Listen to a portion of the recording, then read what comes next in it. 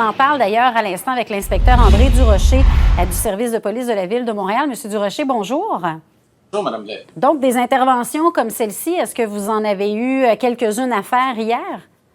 En fait, j'utiliserais plus le terme au singulier. Une intervention hier de ce type. Ce que les policiers nous disent sur le terrain, c'est que ça s'est très bien passé hier. Il y a eu, évidemment, la scène qu'on a vue hier avec la vidéo. C'est quelqu'un qui, de toute évidence, voulait créer un incident. Il faut se rappeler que lorsque les policiers interviennent dans ces situations, les commerçants appellent et demandent à faire expulser la personne qui refuse de se conformer au décret sur la santé publique. Donc, à ce moment-là, les policiers sont allés. On voit sur la vidéo un policier qui demande à la personne de quitter. Il n'y a rien qui oblige la personne à acheter son café à cet endroit. La personne peut aller au service à l'auto. Donc, on parle d'un incident très isolé et d'un cas qui, de toute évidence, semblait être quelqu'un qui voulait justement qu'on parle de. Oui, un agitateur, si on peut dire. Qu'est-ce qui va arriver avec cet homme-là? Parce que visiblement, la dame qui filmait se présente comme étant sa conjointe. Est-ce que lui et elle feront face éventuellement à la justice?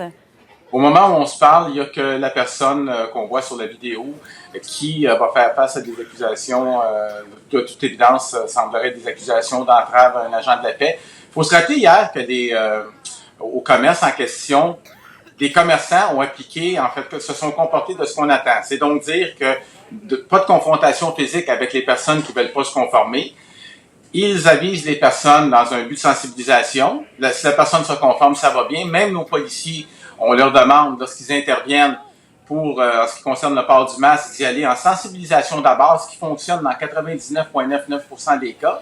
Mais il y aura toujours des gens qui voudront faire, excusez l'anglicisme, des statements. Et à ce moment-là, on doit intervenir. Mais de façon générale, ça s'est bien passé hier. Les commerçants qui, justement, craignent les récalcitrants et de devoir jouer eux-mêmes à la police. Là, vous dites, ils doivent nous appeler et nous allons intervenir. Est-ce que des appels comme celui-là pour intervenir, vous en avez eu quelques-uns? En fait, je ne peux pas vous donner le nom au moment où on se parle. Demain matin, je devrais être en mesure d'avoir un bilan, savoir combien d'appels on a reçus. Mais ce qui est important pour les commerçants, effectivement, les commerçants n'ont pas physiquement à se tirailler ou se caltailler avec des personnes qui sont récalcitrantes. Si les personnes refusent de se conformer, ils n'ont qu'à appeler le service de police. Donc, vous êtes prêt à intervenir, mais là, est-ce que ça nécessite, parce que, évidemment, M. Durocher, ça va probablement faire en sorte que vos policiers seront appelés à intervenir sur plusieurs différentes scènes. Est-ce qu'il y a davantage d'effectifs qui sont mobilisés pour le respect du port du masque? En fin de compte, répondre à des appels quotidiennement, c'est ce qu'on fait.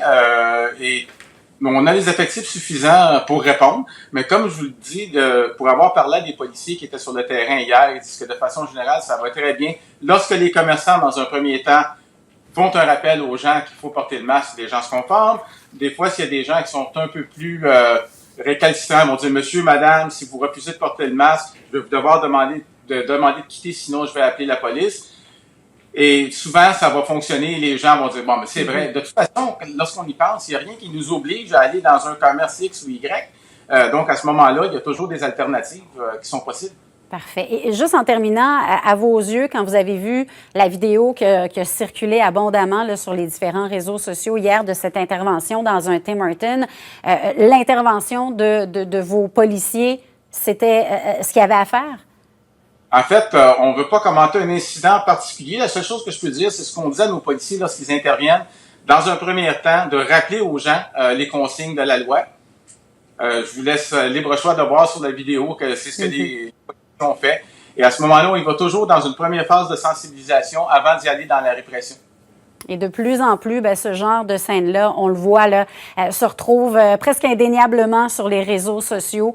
Alors oui, effectivement, hein, on invite les Québécois à se faire leur propre tête sur l'intervention des policiers. De toute façon, ça va suivre son cours, l'homme qui devrait faire face à la justice. Merci, M. Durocher, d'avoir été avec nous ce matin. Je vous en prie, bonne journée. Bonne journée.